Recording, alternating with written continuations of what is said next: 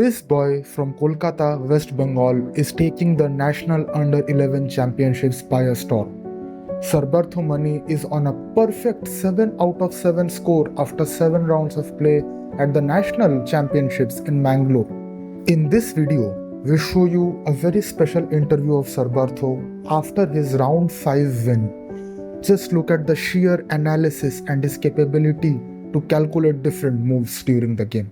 Check out this very special interview. So I'm joined with Mani Sarbartho. Sarbartho, congratulations on your one more win. Thank you. 5 round and 5 out of 5 points. How are you feeling? I'm feeling very good to win 5 games out of 5 games.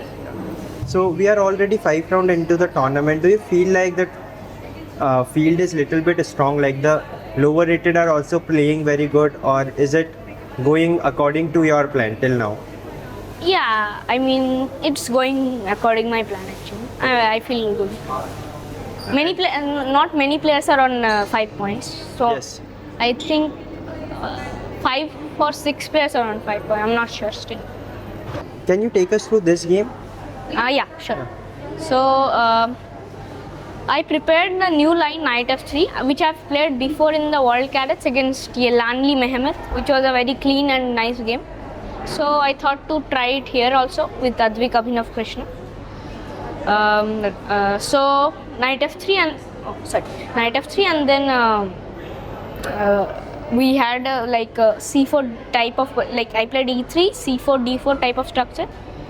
But then he played D5, E6, then he played B6, which is not really a great move because after B6 I played Bishop E2, Bishop B7, and then I took CD5. So mostly when when white takes CD5, black should play ED5, Bishop E6, C6, Knight D7 type of structure. But here he played B6, Bishop B7, so it's not great.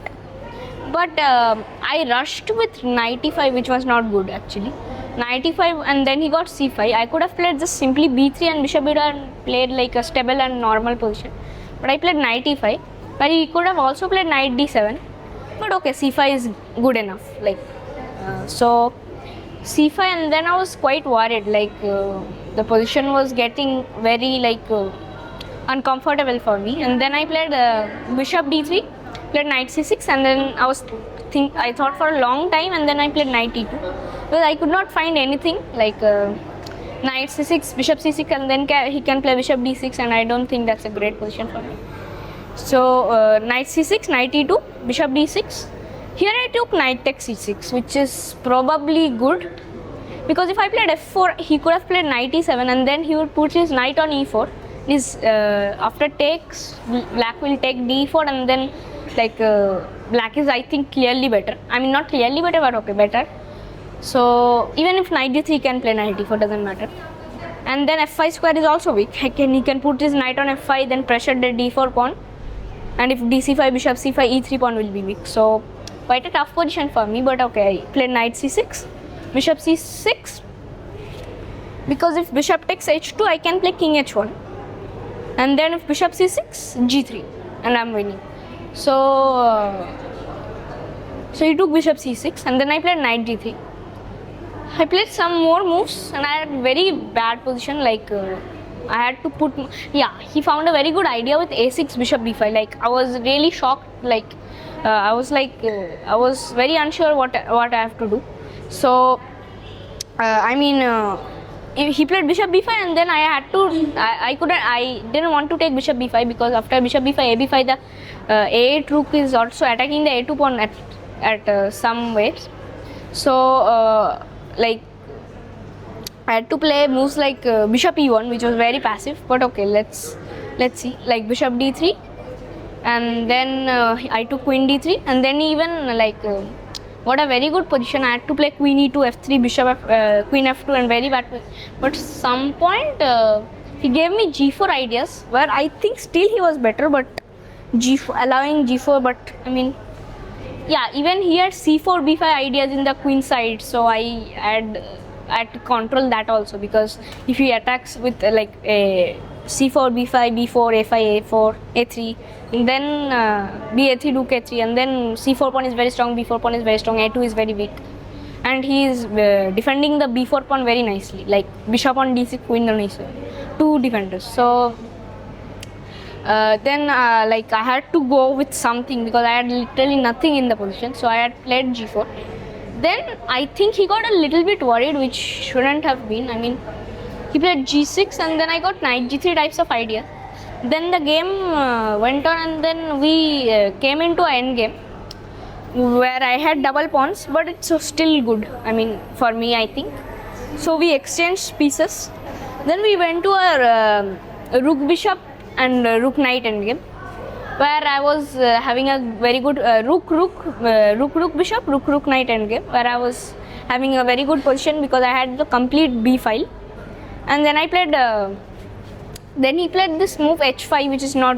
I mean, I think still possible, but after h5, gh5, and h5, g4, he at least should have played knight f6. I think to keep the d5 pawn a little bit protected. But he played knight g7, and where I got rook c4. So he took rook c4, which is probably like desperation move. But okay, even in dc4, I had king c3, and then I'm pushing the d pawn, and I'm clearly winning. So he took rook c4, rook b5, and then he went back rook c8, and then rook d5, and then I easily went on to win the game because the d pawn was very strong, and I even got the a4 pawn, and at last like I got even the f7 pawn. My pawn was on f6 and I won. Yeah, great game. Thank you, sir. At some point, it looked like you had a very passive position, Yes. and it was minus for you. But as you mentioned, when this g6 happened and all, he started getting worried. Yeah. So what do you think? What is the major difference between a 2200 player, which you are, and a 1800 player that sets you apart and you manage to come back from a minus position to a winning game? Probably sometimes like the 1800 player does not have very much experience, maybe sometime. So at last, when the game is going on for a long time, they sometimes collapse. Then they make mistakes and the game ends in like at least a draw. But okay, this game I won. I understood. And facing against lower rated players, even though when you are in minus position, do you ever think of draw, or you are like, I am certain points ahead of them, or you have more experience, so that time still you are trying to push Yeah, for I like win? try to go to a very long game so that I like if sometimes he can collapse or he has good chances to collapse. But yeah, I mean at some point I was thinking of draw. I mean it was very bad position actually. I felt, I'm not sure if it's very bad. Okay. But like I tried and like g4 was like a desperation move. I thought that after g4 he may collapse because the attack is not that like weak, or like the attack is little bit at least strong.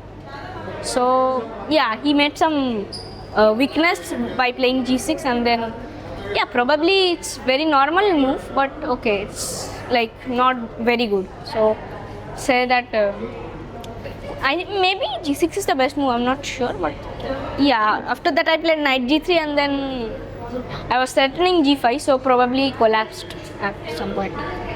And also if I am not wrong, you are also trying out new openings in every round. So this is something new. What is the thought behind it? Yeah, like I try to play many openings and get good practice with playing with lower rated players. Mhm. Then yeah, that's probably like playing new openings also gives me many other confidence. Like he prepared something. If he prepared e4, I played knight f3. Like this, it gives some confidence also.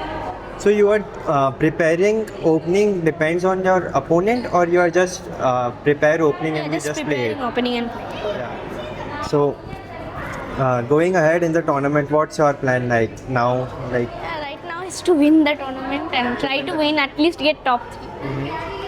So that I get selection for other tournaments, good tournaments, like next year also. Okay. So yeah, I'm trying my best. Okay, thank you so much for sharing your views, and all the best for your upcoming Thank you so rounds. much, sir.